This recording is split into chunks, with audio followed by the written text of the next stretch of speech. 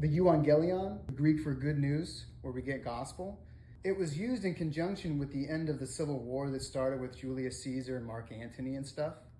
And you had Caesar Augustus has, basically ended the Civil War, has taken power, and he sends these emissaries to all these cities and cultural centers to be like, hey, the war is over, peace has come and order is restored. And that's the euangelion.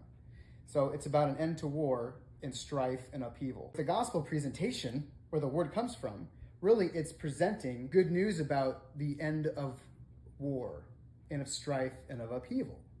The euangelion was not about the condition of the Roman citizens, but we now make the euangelion about the condition of people, when it was never about that. It was about a new king, a return of peace, and the alleviation of suffering and uncertainty.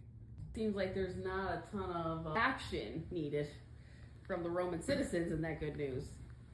It is because they're citizens of Rome. Mm-hmm. It just is. Mm-hmm. That's who their leader is. So our gospel presentation should be about a new king, the return of peace, and the alleviation of suffering and uncertainty. My question to myself was like, how or why did the gospel begin to morph into something that was about the conditions of the citizens, when that was never the origin of the word?